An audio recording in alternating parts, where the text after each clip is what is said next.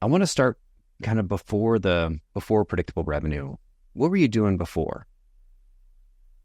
Well, I think that was a struggle. I was trying to find what I was gonna do at that point of my life. I come for an artistic background, let's call it that way. I was doing design and photography, but I was not quite sure that I was like stepping into like a like a solid ground there, especially in Mexico at least.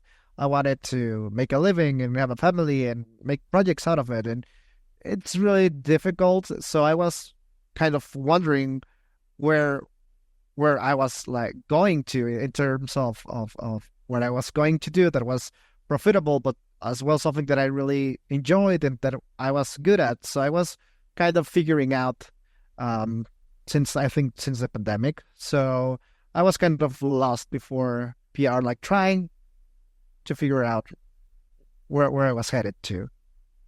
Fair enough. And predictable revenue your first sales role, or did you have? Yeah, I think you had a little bit of experience ahead of time.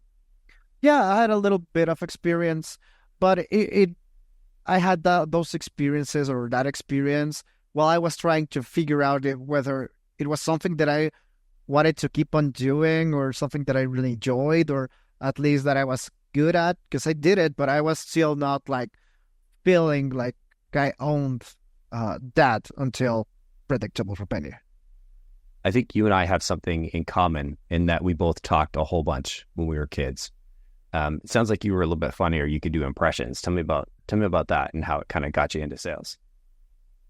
Yeah, and that's something that always kept me worried since I was like kid from teenager, early adult, that I always the type of guy that never like shut up at school and that always was like, kind of the clowns, the class clown at some point.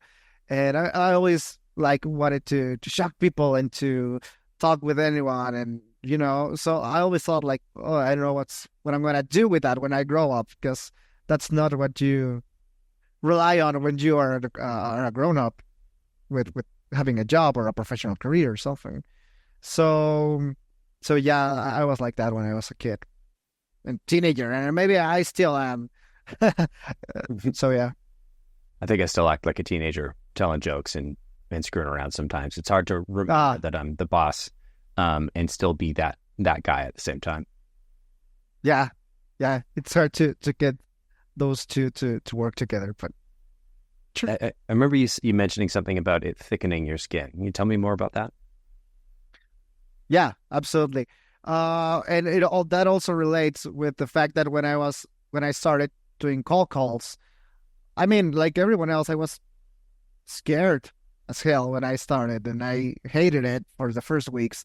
Then, like that clown teenage side came in and gave me like advice to not take it too seriously. I mean, the outcome, and you can enjoy this, and you can just like have this shock therapy and make yourself feel uncomfortable. Maybe people in the other side of the phone, but at the end, that helps you developing or turning those like things into actual and useful skills that get you out of difficult situations or maybe boredom or losing like the meaning on what you're doing. And yeah, like healthy focusing that gives you you know like that boost of confidence and enjoying things.